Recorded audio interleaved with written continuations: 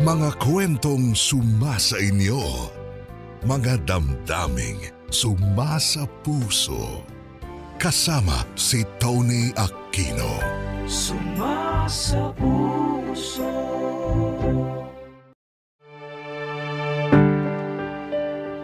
Tony, ako si Arturo. Pero tawagin niyo lang ako sa pangalang Art. 40 taong gulang at nakatira dito sa Navotas.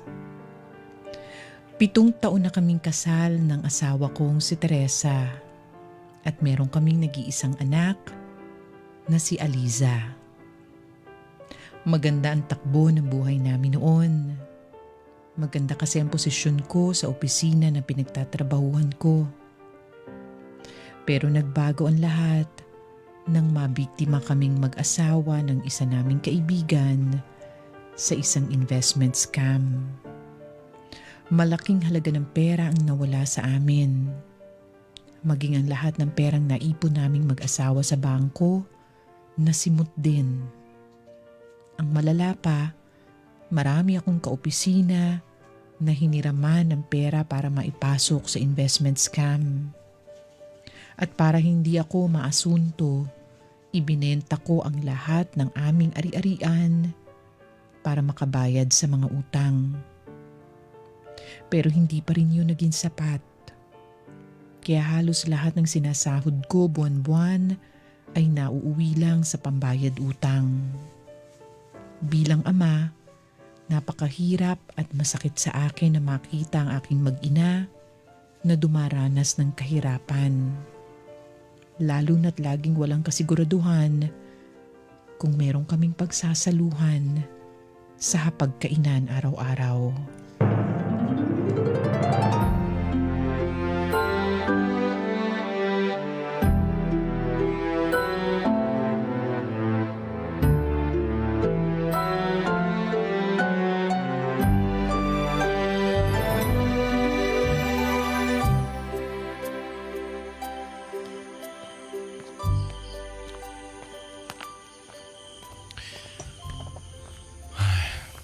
Sana di magalit sa ate baby na mangungutang na naman ako sa kanya.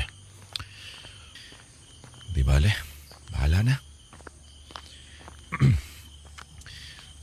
Ate baby! Ate baby! Oh, Art! Ikaw pala, ano kailangan mo? May bibiling ka ba? Ate, pasensya na ha. Alam kong mahaba na ang listahan ng mga utang namin sa inyo pero baka pwedeng makautang ulit ako ng panghapunan namin. Pangako, babayaran ko rin agad sa sweldo ko.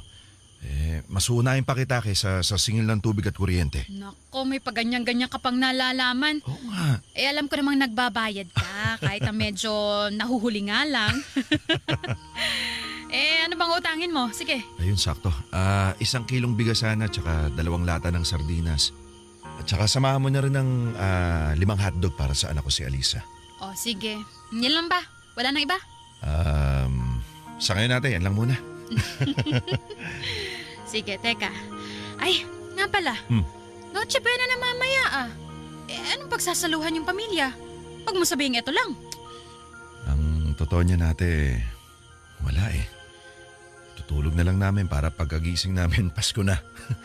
Tsaka, utangin ko na nga yung kakainin namin ngayon. Iisipin ko pa ba yung Noche Buena? Ganun ba? Di bale, may ibibigay ako sa'yo. Pamasko ko na sa inyo to. Sandali ah. Oh, teka. Ano yun ate? Teka ha. Oh, ito. Oh. Ha? Pagpasensyahan mo na itong isang balot ng tinapay tsaka palaman na keso. Pandagdag sa kakainin nyo. Wow. Ate, maraming salamat ha. Naku, pasensya na ha. Yan lang yung extra ko eh. Nako ate, napakalaking bagay na nito. Basta maraming salamat talaga. Wala yun. Tsaka itong mga kinuha mo ngayon, hindi ko na isasama sa listahan ng mga utang mo. Regalo ko na rin yan. Oh. Dinagdagan ko na rin pala ng delata. Naku Ayan, ate, oh. wag na, nakakaya na. Sobra-sobra na po yung kabaitan nyo sa amin. Tsaka baka malugi kayo niyan. Ano ka ba? Walang lugi-lugi. Pasko naman eh. Tsaka kasama kayo dun sa mga matitinong tao dito sa lugar natin. Kaya kung meron man akong pagbibigyan, kasama kayo dun. Isa pa, naniniwala ako sa karma ano. Kaya pampabuenas na rin sa tindahan ko tong ginagawa ko. O, Ate Baby, tama ka dyan. Talagang suswertein sa buhay ang mga katulad mong mabait at galante. Ako, huwag mo na akong balahin. Baka magbago pa isip ko. Kunin mo na to. Pero maraming salamat talaga, Ate Baby ha. Hindi nyo lang alam pero gumaan-gaan ho yung pakiramdam ko. Maraming salamat po talaga. Walang anuman. Kaya umuwi ka na. At dali mo na agad lahat yan sa pamilya mo para makakain na rin kayo. Sige po ate. Maligayang Pasko. Nandito na ako. Teresa, tignan mo to oh. Oh, Art, bakit ang dami mo namang inutang? Baka mahirapan tayo sa pagbabayad niyan. Nako, ito na nga. Hindi to utang. Ha? Anong ibig mong sabihin na hindi yan utang? Bigay ito ni Ate Baby. Regalo na raw niya sa atin ngayong Pasko. Naawa ata kasi lahat ng tao magno-Noche Buena pero tayo mangungutang pa. Kaya yun, niregaluhan tayo. Totoo ba yan? Oo naman. Saan ko naman huugutin yung pambili ng mga to? Tinanong niya kasi ako ni Ate Baby kung anong Noche Buena natin. Sabi ko sa kanya, wala. Tapos ayun, binigyan niya ako ng tinapay at palaman. Hindi na rin daw niya isasama sa listahan ng mga utang natin itong mga kinuha ko sa kanya ngayon. At dinagdagan pa niya ng mga ilang delata. Tignan mo, pamasko na raw niya sa ating lahat ng to. Grabe, napakahirap ng buhay natin. Paskong Pasko, Art. Walang-wala tayo. Kung hindi siguro tayo naging tanga sa pera noon at nagpaloko sa ibang tao, hindi aabot sa ganitong sitwasyon natin.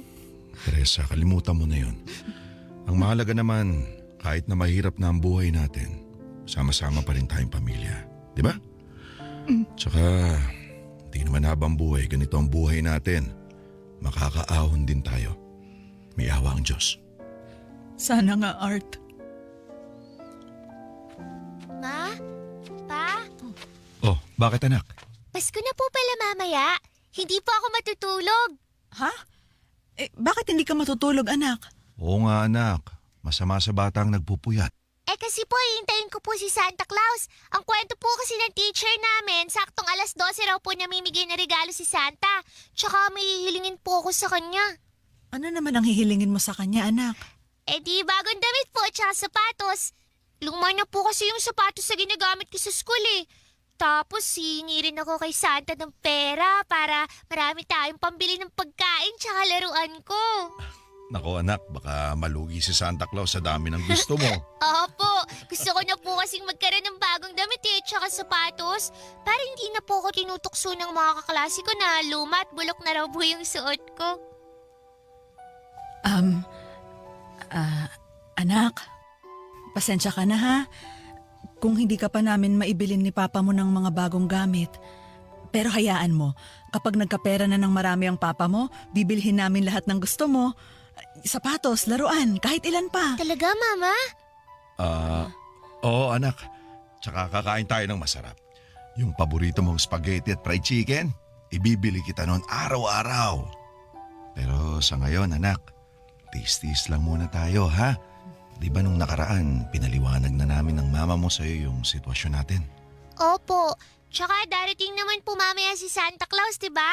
Siya na lang po muna magbibigay sa akin habang wala po tayong pera. Anak, Ano po yun, Papa? kasi maraming bata na pupuntahan si Santa Claus mamaya. Kung sakali man na hindi siya makarating sa bahay, huwag ka malulungkot ha. Kasi nung bata rin kami, hindi rin agad nakarating si Santa Claus sa bahay namin dahil lahat kasi ng bata sa buong mundo pinupuntahan niya. Pero huwag ka mag-alala anak.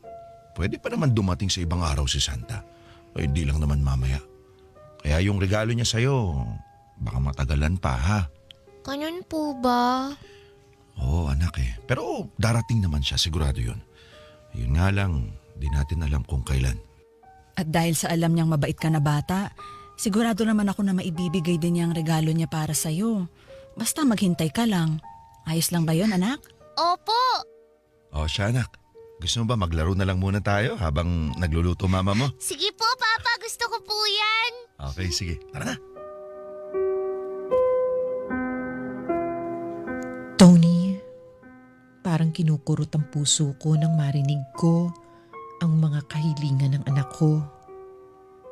At sa kagustuhan ko na mapasaya siya, nangutang ulit ako ng pera sa isang kaibigan ko.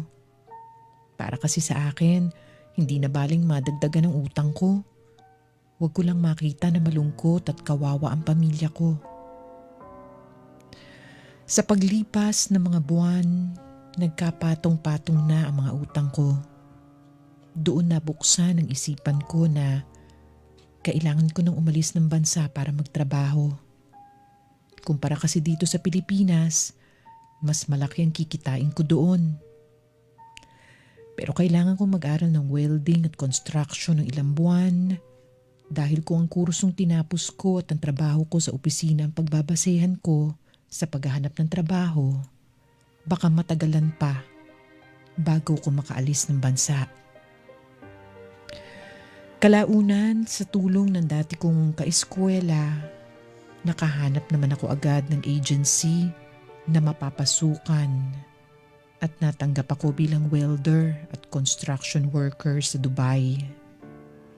Para makaalis, umutang ako ulit ng malaking halaga ng pera para pambayad sa agency at pag-aayos ng mga dokumento na kailangan. Aaminin ko, nakaramdam ako ng saya dahil sa wakas ay magkakaroon na muli kami ng pag-asa na guminhawa ang aming buhay. Pero hindi ko maalis ang matinding kalungkutan dahil kailangan kong mawalay sa aking mag-ina.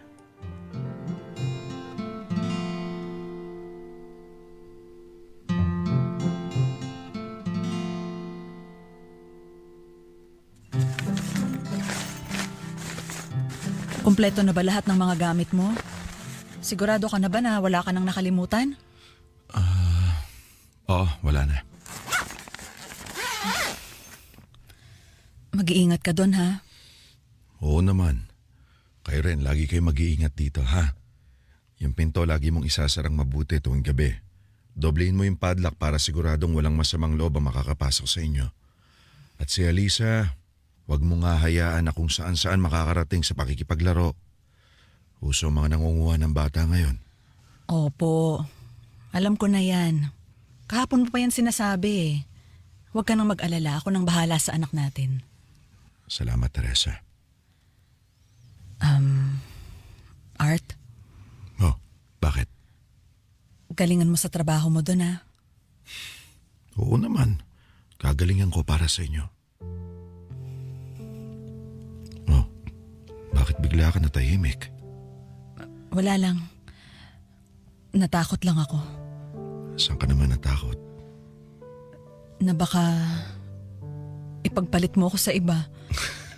Baka mamaya makakilala ka ng mas maganda at mas mabait sa akin dun. Nako, huwag ka nga mag-isip ng ganyan, Teresa.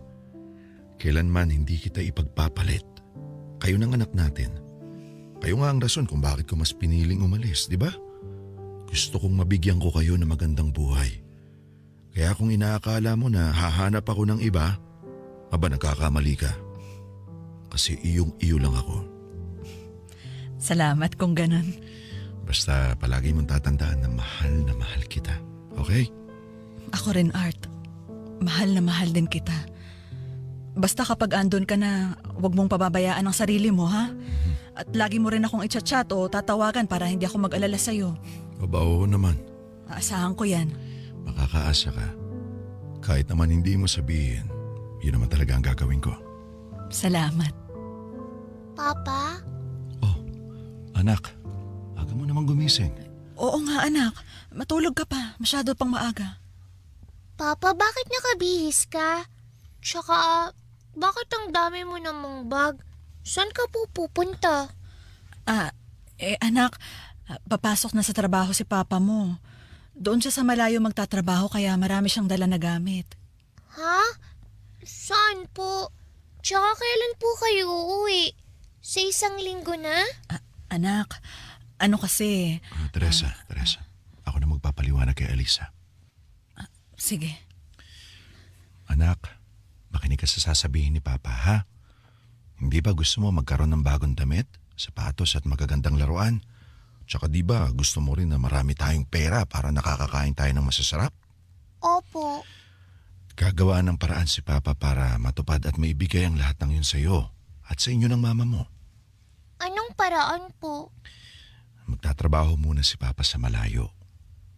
Gaano po kalayo? Milya-milya ang layo, anak eh. Kailangan sumakay pa ni Papa ng eroplano para makapunta dun. Ganun po ba? Kailan po kayo babalik? Sa isang linggo? Sa isang buwan? Anak, taon ang kailangan bilangin para makauwi ako ulit dito. Taon? Napakatagal naman po nun. Papa, ayoko pong matagal ka mawala sa amin. Huwag ka na lang po umalis, Papa. Anak, kailangan umalis ni Papa para magkaroon na ng kaginawa ng buhay natin. Okay? Isa pa, gusto kong maibigay ang lahat ng mga gusto mo. Pero Papa, mas gusto ko na makasama ka eh. Anak, ako rin naman. Mas gusto ko na makasama kayo palagi ng mama mo. Kaso, kailangan kong gawin to eh.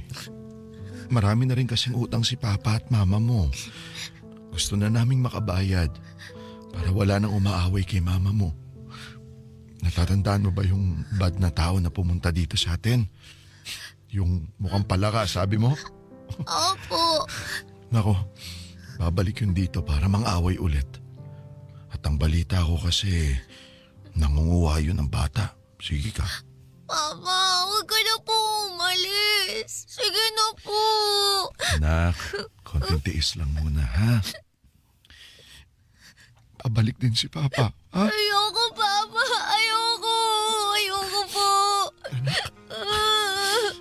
Art, ako nang bahala kay Alisa.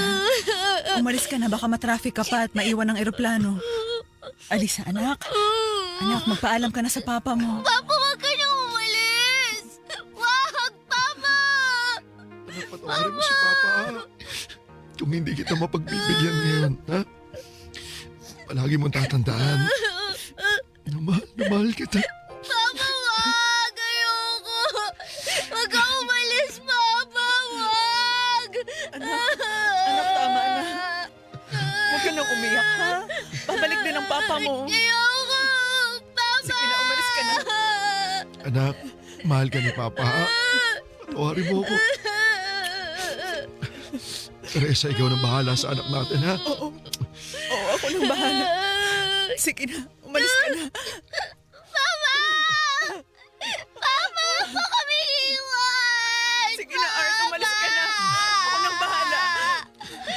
Papa! Papa! Papa ko!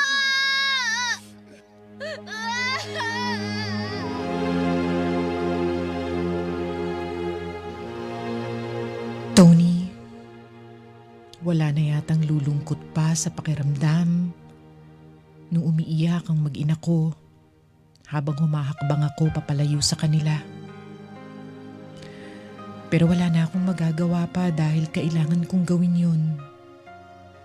Pagdating ko sa Dubai, walang araw at oras na hindi ko sila naiisip at hinahanap-hanap.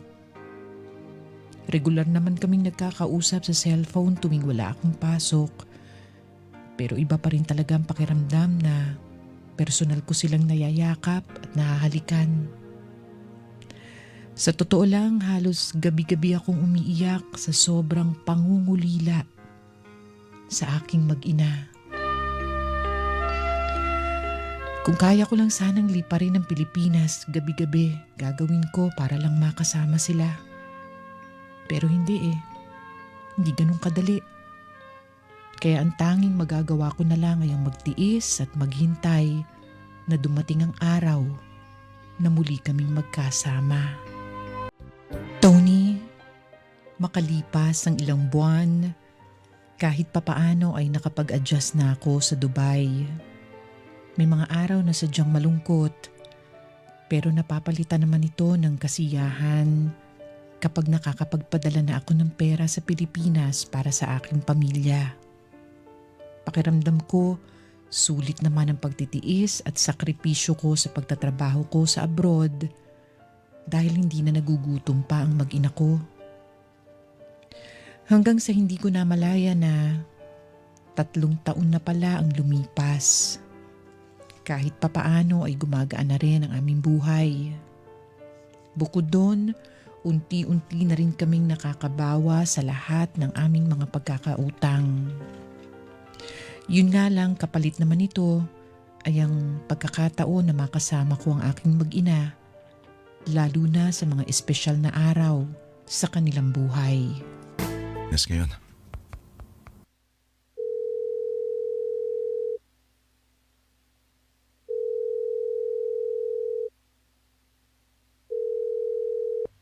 Hello, Art?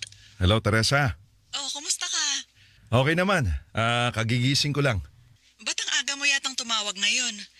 Akala ko mamaya ka patatawag mga bandang 3:00 ng hapon dito.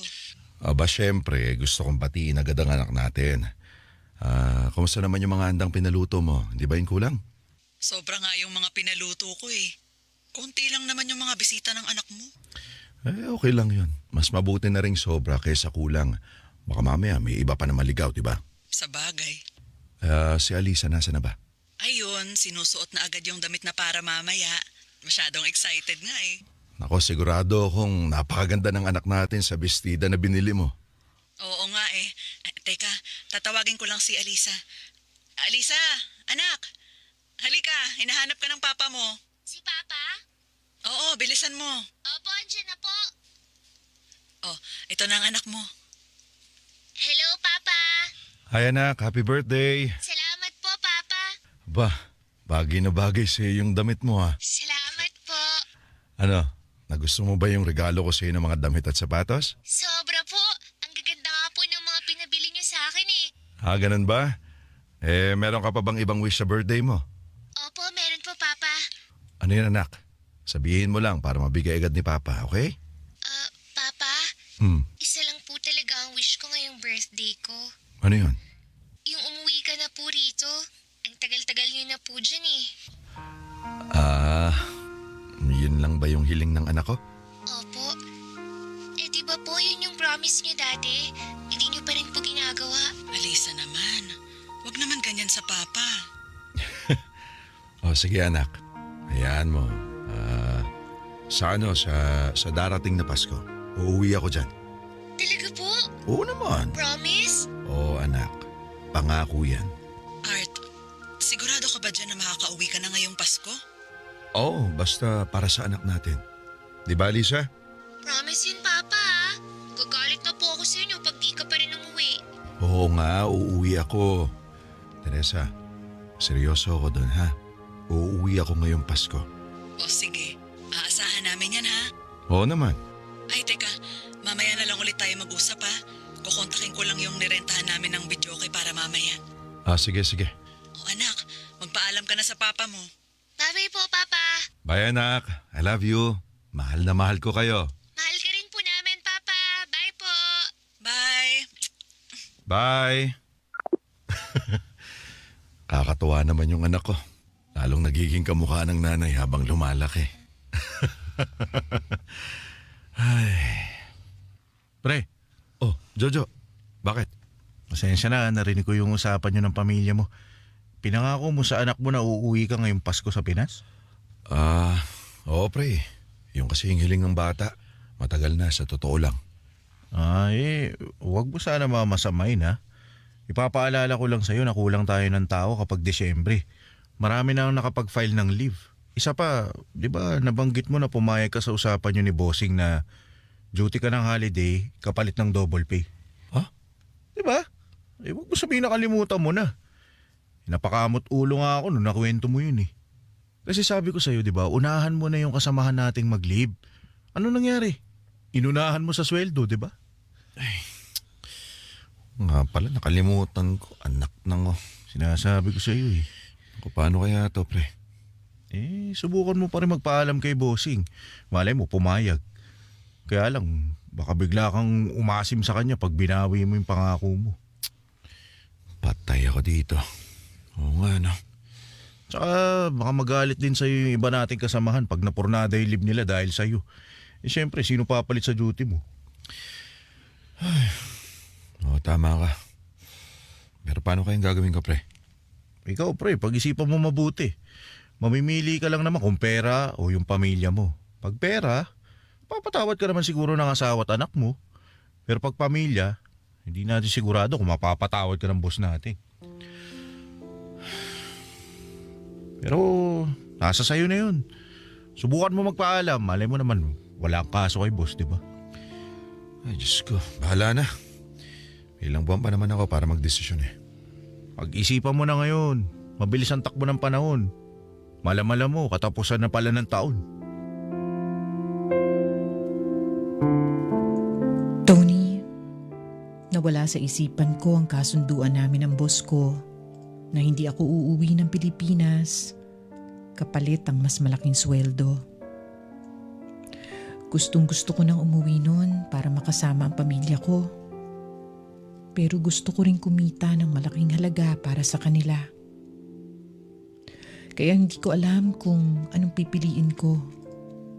Minsan tuloy tinitiis ko na lang na wag munang kausapin ng mag-ina ko dahil hindi ko alam ang isasagot ko sa kanila kapag tinanong nila ako tungkol sa detalye ng pag-uwi ko. Hanggang sa dumating na ang buwan ng Disyembre noon at kailangan ko nang magdesisyon.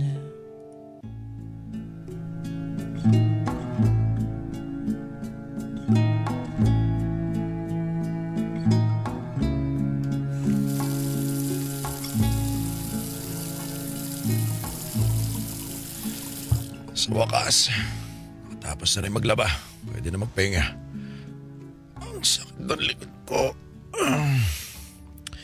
Inom kaya ako ng pain reliever. Oh, si Teresa tumatawag. Teka, sasagutin ko ba? Baka mamaya magtanong na naman siya tungkol sa pag-uwi ko eh. Bahala na nga. Hello, Teresa? Ba't ngayon mo lang sinagot yung tawag ko?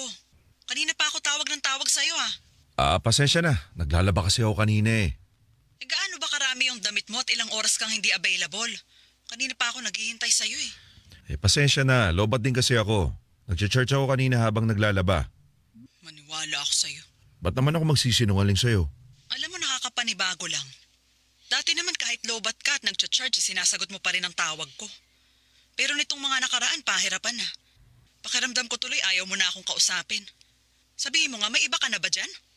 Umaming ka. Oh, anong iba? Wala no. Bakit ganyan ka? Kung mag-usap man tayo, laging mabilisan lang. Tapos napakatipid mo pang sumagot ng tawag. May problema ka ba? May pinagdadaanan ka ba dyan? O baka tayo yung may problema? Sabihin mo lang. Teresa, kumalma ka nga. Wala tayong problema. Huwag mo ko pag-isipan ng masama. Kita na kumakayod lang yung tao dito eh. Bakit ka kasi ganyan? Okay, pasensya ka na. Pasensya? Saan? Ano bang nangyayari sa'yo? Ang totoo kasi niyan, Ano?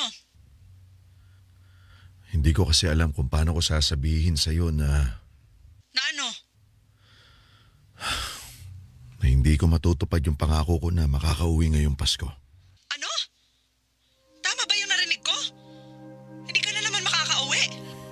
Oo eh. Na naman?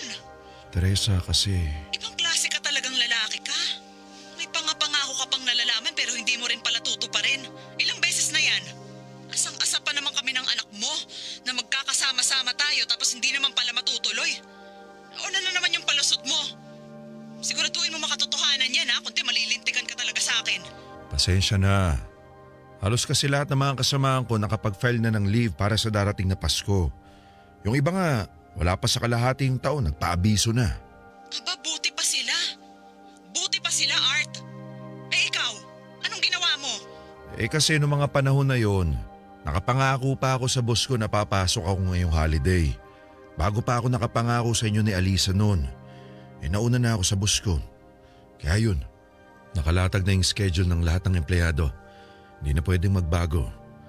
Saka, nakakaya naman sa boss ko kung hindi ko tutuparin yung pangako ko sa kanya, di ba? Wow!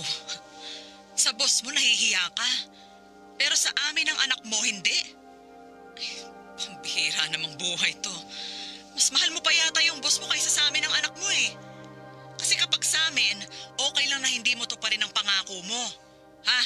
Pero pag sa boss mo, ang bilis mong tumiklop. Eh di kayo na lang ng boss mo ang magsama. Teresa naman, intindihin mo naman ako. Hindi naman madali para sa akin yung sitwasyon ko, baka akala mo. Hindi lang ikaw ang mabigat ang loob. Ay, tigil-tigilan mo ako sa mga ganyan, buisit ka. Ako lang ang pwedeng magdrama dito, huwag kang makisabay. Teresa, makinig ka. Ito na lang ang isipin mo ha. Double pay yung ibabayad sa akin ng boss ko. Sayang yun. Kailangan natin ng pera, di ba? Marami pa tayong pinagkakautangan. Tsaka nag-iipon tayo ng pangmatrikula ni Alisa hanggang kolehiyo. Tsaka di ba gusto mo magpatayo tayo ng bahay? Ang laking tulong ng double pay na yun. Isa pa, kailangan kong mapabango yung pangalan ko. Dahil baka ito na yung maging susi ko sa promotion. At pag na-promote ako, pwede na ako mag-petiks-petiks dito. Ay, kahit na, Art. Sana man lang pinagbigyan mo naman kami. Sana iniisip mo na may anak ka at asawa na pinangakuan mo at naghihintay sa'yo dito. Sabihin mo masyado ka lang takot dyan sa boss mo eh. Sus, yan ang hirap sa'yo eh. Bakit ba hindi mo na lang ako intindihin? Ginagawa ko to para sa atin. Siguro sa'yo madali lang sabihin ng lahat ng yan dahil hindi ikaw ang naghahanap buhay. Ako, cargo ko lahat. Hindi lang sarili ko ang iniisip ko. Iniisip ko rin yung kinabukasan nyo. Lalo na yung kinabukasan ng anak natin. Kaya kahit na gustong gusto ko na rin na umuwi at makasama kayo, mas pinipili ko na magtiis dito. Ayoko nang bumalik sa walang-wala. Nakalimutan mo na ba yung buhay natin dati? Teresa, kaya hanggat may pagkakataon na kumita ng mas malaking pera, pinapatos ko para sa inyo. Kaya sana naman unawain mo ko. Naiintindihan kita. Pilit kitang iniintindi pero sana isipin mo rin kami ng anak mo. Hindi lang naman pera ang kailangan namin eh. Kailangan din namin ng presensya mo bilang asawa ko at bilang tatay ng anak mo. O yan ang gusto mong gawin ko. Umuwi ako dyan. Tapos magagalit sa akin ng boss ko at mawawalan ako ng trabaho. Teresa, ibang kalakaran dito sa napasukan ko. Ha? Isang pagkakamali ko lang. Isang maling desisyon. Maraming pwedeng mawala sa atin. At ayoko magkamali, Teresa. Nagkamali na tayo noon. Kaya hanggat maaari, ayoko nang magpadalos-dalos. Huling beses na ginawa natin yun, di ba? Nagutom yung anak natin. Ayoko nang maulit yun. Hindi ako papayag. Mama, Papa, nag-aaway po ba kayo? O sakto, andito na yung anak mo. Sabihin mo na sa kanya na hindi mo matutupad ang pangako mong umuwi ngayong Pasko. Teresa naman, ba't mo naman sinabi agad? Ay, totoo naman, di ba? O yan, kausapin mo yung anak mo. Hindi uuwi si Papa? Diyan mo itanong sa magaling mong tatay. Papa, totoo po ba yun? Hindi ka makakauwi? Anak, sorry ha. Hindi mo na makakauwi si Papa ulit. Papa naman eh. Nag-promise ka sa akin na uuwi ka. Bakit hindi na matutuloy? Anak, sorry kung hindi ko matutupad yung pangako ko sa inyo ha. Hindi kasi ako pwedeng umuwi dahil kulang kami sa tao. Tsaka, nakapangako rin kasi ako sa boss ko dito na papasok ako. Kaya anak, sorry ha. Pero siguro ibibili na lang kita ng mga regalo na gusto mo. Sabihin mo lang kay Papa, bibiling ko basta kaya ko. Hindi ko kailangan ng regalo, Papa. Ang gusto ko po, umuwi ka na. Anak, sorry talaga ha. Hindi kasi talaga pwede. Pero pangako sa susunod na taon magkakasama na tayo. Sa susunod pa na taon? Ayoko nang maniwala sa'yo, Papa. Yan naman lagi mo sinasabi eh. Sinungaling ka, sinungaling. Anak, sorry. Sana maintindihan mo ko. Ayoko sa'yo, Papa. Ayaw na kitang kausapin, sinungaling ka. Pinaasa mo lang ako na uuwi ka. Alisa, Sinungaling Alisa. ka. Anak. Wala. Tumakbo na palabas ng kwarto. Tignan mo na. Pati yung anak mo sinaktan mo. Bakit ba naman kasi ang hilig mong mangako pero hindi mo naman pala kayang tuparin? Teresa naman, hindi ko naman ginusto to eh. Intindihin mo naman ako. Para sa inyo din naman yung lahat ng to. Para pa ba talaga sa amin ang anak mo? O para na lang sa sarili mong ambisyon? Teresa, Huwag mo nang sagutin. Wala na akong pake. Sige na. Ibababa ko na to. Ayoko na munang makipag-usap sa'yo. Teresa, sandali.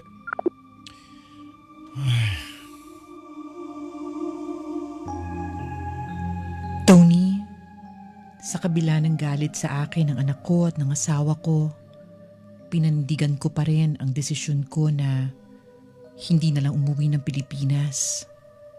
Sa isip ko, mawawala din naman ang galit nila kapag nakapagpadala na ako ng pera at mga material na bagay. Isa pa, marami pa namang pagkakataon at paraan para makabawi ako sa kanila. Ayokong palagpasin ang pagkakataon na kumita ng malaking halaga. Yun nga lang, Tony. Mula noon, ayaw na akong kausapin ng anak ko at ng misis ko. Bagay na sobrang nagpapabigat ng kalooban ko. Katulad nila, gustong-gusto ko rin naman talagang umuwi ng Pilipinas at makasama sila sa araw ng Pasko.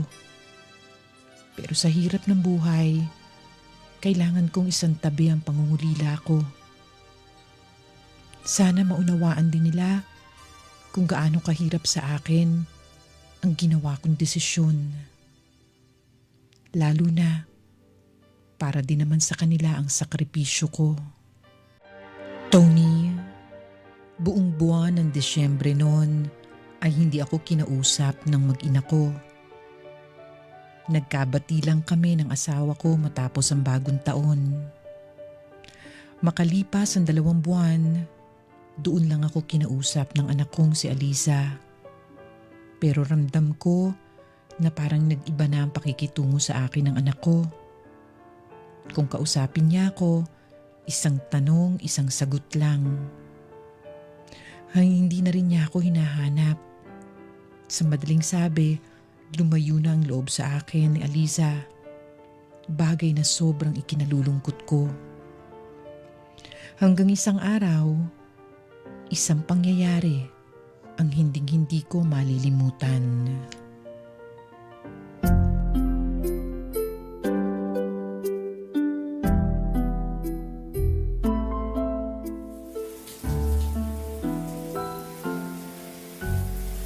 Bad trip, late na ako.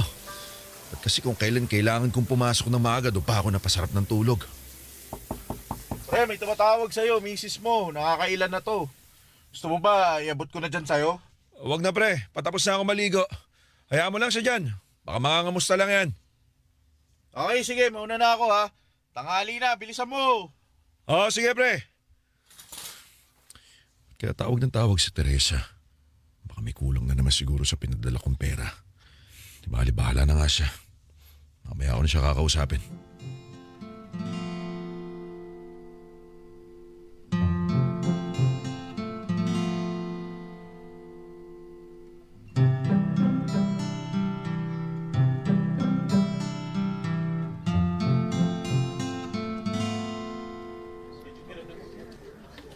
Grabe, nakakapagod.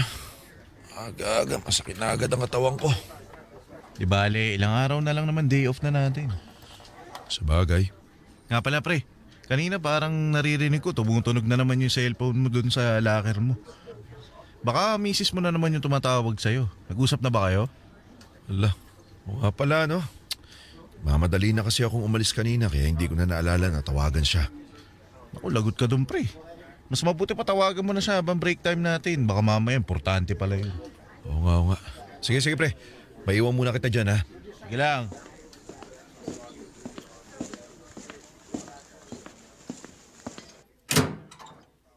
Bakit kaya yung tawag ng tawag? Nasaan ba yung cellphone ko? Ayun. Dito lang pala. Tatabunan ng bag. Naku, napakaraming missed calls. Tawagan nga.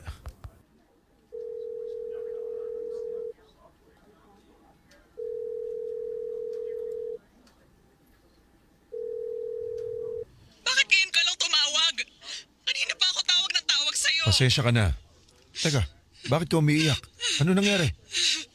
Si Alisa, Ano nangyari sa anak natin? nasa ospital. Ospital? Ano, may sakit? Hindi, Art. Na-aksidente yung anak mo.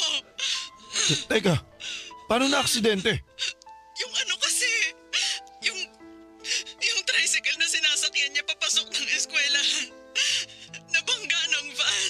Diyos ko po. Ano nang lagay ni Alisa? Kumusta na ang anak natin? Art, nag-aagaw buhay yung anak mo. Diyos ko po, Alisa. Alisa! Art, umuwi ka na, kailangan kita. Hindi ko to kaya mag-isa. Umuwi ka na ngayon din. Kailangan ka namin ng anak mo.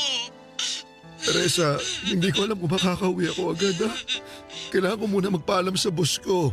Diyos ko naman, Art. Nag-aagaw buhay na yung anak mo. Yan pa rin ang katwiran mo. Sino bang mas mahalaga sa'yo? Trabaho mo, ang buhay ng anak mo. Kailangan ka ng anak mo. Kailangan kita dito. Mahirap bang intindihin yon? Nasa kritikal na kondisyon yung anak mo. Mag-isip ka nga. Anong gusto mo? Uuwi ka lang dito kapag wala ng buhay si Alisa? Huwag ka nga magsalita ng ganyan. Mas umuwi ka na! Dahil kapag hindi ka umuwi, wala ka ng pamilyang babalikan. Tandaan mo yan, Art! Tandaan mo yan! Sir naman, sir parang awa niyo na kailangan ko talagang umuwi para sa anak ko. Art, pasensya na ha. Hindi kita pwedeng basta-basta payagan na umuwi. Ako naman ang malalagay sa alanganin nito eh. Urgent tong project natin. Baka nakakalimutan mo. Kulang tayo sa tao. Pag umalis ka, lahat ng tao dito, lahat, apektado. At baka masisante pa tayo nung wala sa oras. Sir parang awa niyo na. Buhay na ng anak ko yung nakasalalay sa pag-uwi ko to. Sana maintindihan mo rin na maraming buhay din ang maaapektuhan kapag pare-pareho tayong natanggal sa trabaho. Sir, maawa na kayo sa akin. Sir, kritikal ang kondisyon ng anak ko sa ospital. Sir, hinihintay na ako ng asawa at anak ko. Alam ko may anak din kayo, sir. Sana maintindihan niyo ako. Bakit? Kapag umuwi ka ba ng Pilipinas, sigurado ka bang mabubuhay ang anak mo? Hindi naman, di ba? Kaya ang mas mabuting gawin mo, magdasal ka. Pagdasal mong gumaling yung anak mo. Sir, naririnig mo ba ang sarili mo? Wala ka ba talagang puso? Kasi kung ikaw yung nasa kalagayan ko at ako ang boss mo, hindi kita pipigilan na umuwi. Baka ako pa yung bumili ng ticket mo sa eroplano. Pero hindi ganun ang sitwasyon natin. Ako ang boss mo at ako ang masusunod. Hindi ka uuwi. Tapos ang usapan na to. Sir naman, intindihin niyo naman ako kahit ngayon lang. Pagbigyan niyo na ako. Tama na, Art. Tama na. Mas prioridad kong intindihin ang trabaho ko. Dahil ako, ayoko mawala ng trabaho. Kaya mabuti pa bumalik ka na dun sa pwesto mo. Tandaan mo ha, nasa ospital ang anak mo. Mas kailangan mo ng pera ngayon. Sir, nagmamakaawa na ako sa'yo. Kung kinakailangan kong lumuhod sa harapan niyo para payagan niyo lang ako, gagawin ko. Kahit anong gawin mo, hindi na magbabago ang isip ko. Sige na, may gagawin pa ako. Balik ka sa trabaho. Bayad ang oras mo dito.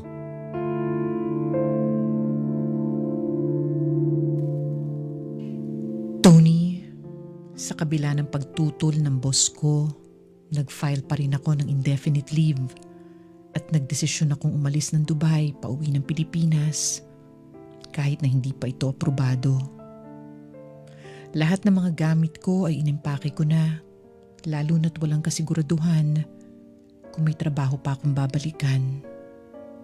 Hindi na mahalaga sa akin yun dahil mas importante na makauwi ako sa Pilipinas at makasama ang anak ko sa panahong kailangan niya ng isang ama. Habang nasa eroplano ako, hindi ko mapigilan ng umiyak. Kasabay noon ay ang taimtim kong pagdarasal sa Diyos na sana'y iligtas niya ang buhay ng anak kong si Alisa. Ting ko sa Pilipinas, nagmamadali akong sumakay ng taxi patungo sa ospital. At habang papalapit kami sa ospital, ang bilis ng kabog ng dibdib ko dahil sa matinding pag-aalala sa anak kong si Alisa.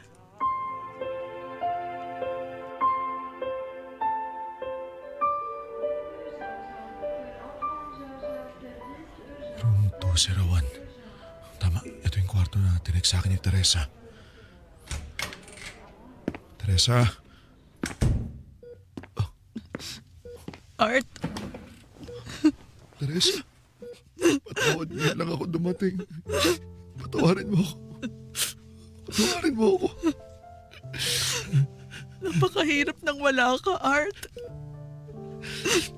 Napakahirap. Tumahang ka na. Nandito na ako, ha? Hindi ka na mag-iisa. Art, Oh, si Alisa. Diyos ko po, anak ko. Kawawa naman ang anak ko. Anak, nandito na si Papa. Nandito na si Papa, anak. Naririnig mo ba ako? Ha?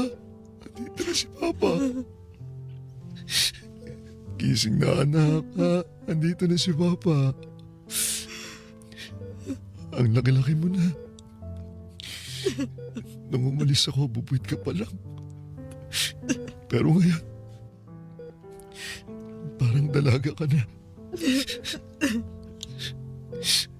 Anak, patawarin mo ang Papa, ha? Patawad ko ngayon lang ako umuwi. Kaya anak, gumising ka na, ha? Babawi pa ang Papa sa'yo. Hindi na kita iiwan. Dito lang ako sa tabi mo. Kaya anak, gising na, ha? Hindi na ako aalis. Tatuparin ko na lahat ng pangako ko. Gumising ka lang. Gumising ka lang, anak.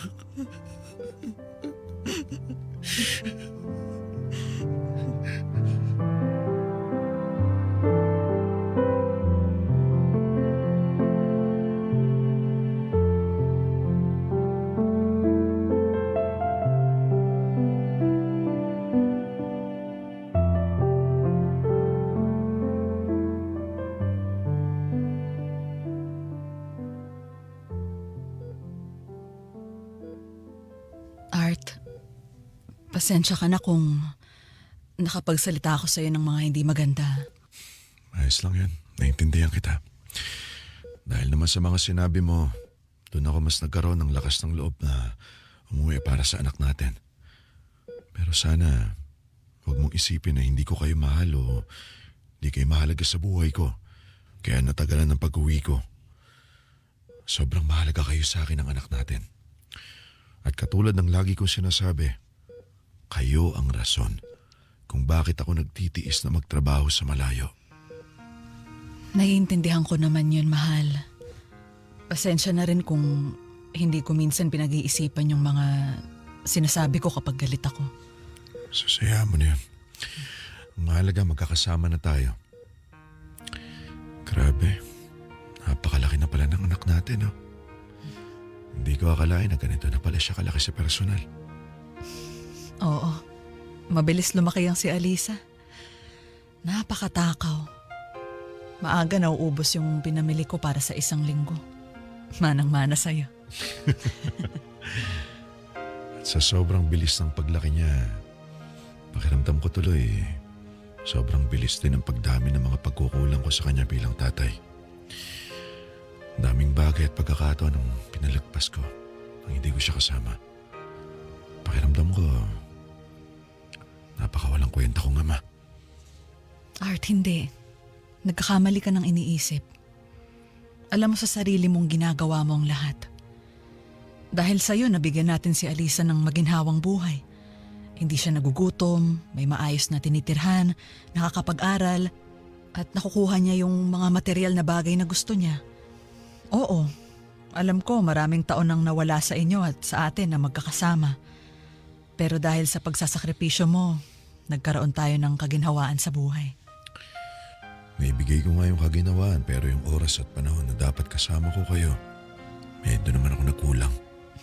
Totoo naman yan. Hindi ko ikakaila na maraming birthday at Pasko sa buhay namin nang wala ka.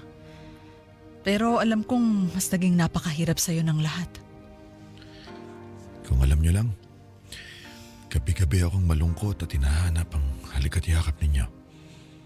Pero kailangan kong tiisin at labanan ang lahat ng lungkot at pangungulila ko. Kasi kapag inuna ko yun, walang mangyayari sa atin. Kaso, ngayong nandito na nga ako sa tabi niyo, ganito naman ang naging sitwasyon. Hindi ko man lang makausap yung anak ko. Art, alam ko magigising din si Alisa. May awa ang Diyos. Alam mo ba kung anong sabi ko sa Diyos nang pauwi ako dito? Sabi ko sa kanya, pagalingin lang niya yung anak natin. Hindi na ako hihiling ng kahit na ano. Puro pasasalamat na lang ang gagawin ko. Wala na kung ano-ano mga kapritsyo. At sabi ko, hindi na ako mabubulag sa pera. Mas pagkakatiwalaan ko na lang yung plano niya kaysa yung diskarte ko. Kaya Diyos ko po, maawa kayo. Gusto ko pong makasama ang anak ko. Huwag niyo po siya kunin sa amin. Handa akong isuko sa inyo lahat. Lahat.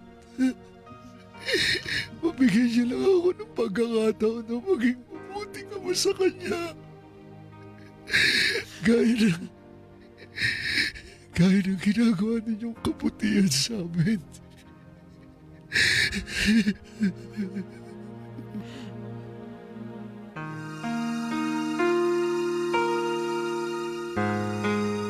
Tony, makalipas ang 2 linggo, dininig ng Diyos ang aming panalangin. Nagising na ang anak ko mula sa pagkakomatose. Walang pagsidla ng kasiyahan ko na magkamalay ang anak ko. Napahagulgul ako nang tawagin niya ang pangalan ko. Kaya mula noon, nagdesisyon na akong hindi na umalis ng bansa.